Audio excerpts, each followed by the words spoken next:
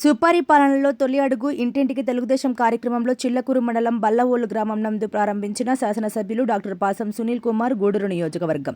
కూటమి ప్రభుత్వం ఏడాది కాలంలో అమలు చేసిన పథకాలను ఇంటింటికి వెళ్లి ప్రజలకు వివరించారు. సునీల్ కుమార్ గారికి గ్రామస్తులు ఘనస్వాగతం పలికారు. ఎన్టీఆర్ భరోసా పింఛన్, మహిళలకు ఉచిత గ్యాస్ సిలిండర్లు, తల్లికి వందనం పథకాల అమలుపై ప్రజలను ఆరా తీశారు. అన్నదాత సుఖీభవ ఆగస్టు 15వ తేదీ నుంచి మహిళలకు ఆర్టీసీ బస్సుల్లో ఉచిత ప్రయాణ పథకంను కూటమి ప్రభుత్వం ప్రారంభించినట్లు తెలిపారు. 10 లక్షల రూపాయల నిధులతో ఏర్పాటు చేసిన సీసీ రోడ్డు ప్రారంభించారు. గతంలో గ్రామంలో ఏమైనా అభివృద్ధి జరిగిందంటే చంద్రబాబు నాయుడు గారి హయాంలో జరిగిన అభివృద్ధే తప్ప మరే ప్రభుత్వం చేయలేదు అన్నారు. CM Chandrababu Naidu, deputy CM Pawan Kalyan, విద్యామంత్రి నారా లోకేష్ బాబుల సారథ్యంలో ప్రధానమంత్రి నరేంద్ర మోదీ సహకారంతో ఏపీ కొత్త చరిత్ర సృష్టిస్తోందని తెలిపారు.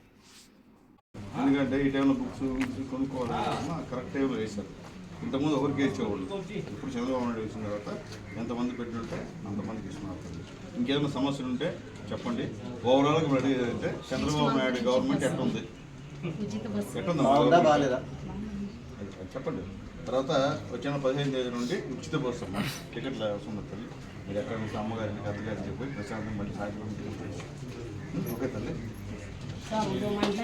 అనేటువంటి కార్యక్రమంలో భాగంగా మన ముఖ్యమంత్రి నారా చంద్రబాబు నాయుడు గారి ఆదేశాల మేరకు, లోకేష్ బాబు గారి ఆదేశాల మేరకు, పవన్ కళ్యాణ్ గారి ఆదేశాల మేరకు ఒక సంవత్సరం గెలిచిన తర్వాత, ఎన్డీఏ గవర్నమెంట్ గెలిచిన తర్వాత ఒక సంవత్సరం పూర్తయిన సందర్భంగా ఎమ్మెల్యేలందరినీ కూడా ఆయా గ్రామాలకు వెళ్ళి అక్కడ మనం చెప్పినటువంటి సూపర్ 6 పథకాలు మనం ఏమేం చేసామో వాళ్ళకి చెప్పని చెప్పి మమ్మల్ని పంపించారు. ఆల్రెడీ నేటి నుండి కార్యక్రమం స్టార్ట్ అయింది. ఈరోజు బల్లోలు ఈ ఊర్లో మైనస్ మాకు దాదాపు 300 చిల్లర ఓట్ల మైనస్. కానీ ఈ ఊళ్ళో పనిచేసిన చంద్రబాబు నాయుడు గారే.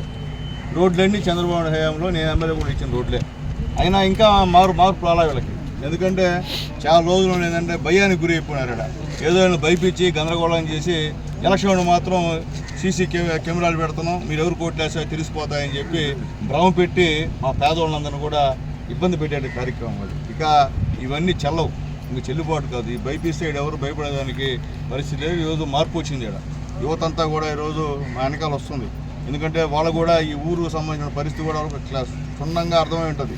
ఎందుకంటే పేదవాళ్ళని భయభ్రాంతులు చేసి వాళ్ళ పొలాల్లో మొత్తం ఇసుకని ఎత్తేసి అమ్ముకొని వాళ్ళ డబ్బులు ఇవ్వకుండా ఇంకా కూడా భయపించేటువంటి కార్యక్రమాలు జరుగుతున్నాయి. ఇవాటి కూడా స్వస్తి పలికేటువంటి రోజు త్వరలో ఉందని చెప్పి నేను తెలియజేస్తున్నా. పేదవాడు ఎవరు భయపడిన అవసరం లేదు. ఈరోజు మీరు లేకపోతే ఎవరు లీటర్ అవుతారు? ఇక్కడ ఓట్లు మీ పైకి వాళ్ళు మీ పేర్లు చెప్పి ఇక్కడ మొత్తం దండా చేస్తున్నారు. చిలికా దండా అంతా వాళ్ళు చేశారు కేవలం మీ పేర్లు చెప్పి. అంటే మిమ్మల్ని రెచ్చగొట్టి, యువకుని రెచ్చగొట్టి అక్కడ అడ్డం పెట్టేది, ఏదో మీకేదో పాపం ఏదో కొంత చేసేది, మొత్తం 90% ఐగర్లు తినేది. ఈ వ్యవహారం నడుస్తున్న వ్యవహారం ఇక్కడ. కాబట్టి తెలుసుకోండి, చదువుకున్న యువత తెలుసుకోమని చెప్పి రిక్వెస్ట్ చేస్తున్నాం మీ అందరికి కూడా. ఏమి పొలాలు ఎవరు తాతలు తరాలు కాదు, మనకు కూడా మన తాతలు వాళ్ళకి ఇస్తుంటే మనకు కూడా ఇవ్వాలి కదా, అంతే కదా. వాళ్ళకి భూమి మనకు కూడా రావాలి కదా. మనకుండదు చిలిక, మన పేర్లు మంది ఎవరి పేర్లు ఉండవు.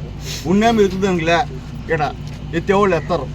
కాబట్టి ఇలాంటివి లేకుండా అందరూ కూడా చైతన్యంగా ఉండాలని చెప్పి మా పేదవాళ్ళకి నేను తెలియజేస్తున్నా. దయచేసి ఈ విషయాన్ని అర్థం చేసుకోమని చెప్పి అందరినీ కోరుతున్నా. ఏదైనప్పటికీ ఈరోజు ఇక్కడ మొట్టమొదట ఇక్కడ ఎస్టీ కాలనీలో మా నాయకులు తీసుకెళ్లారు. అక్కడ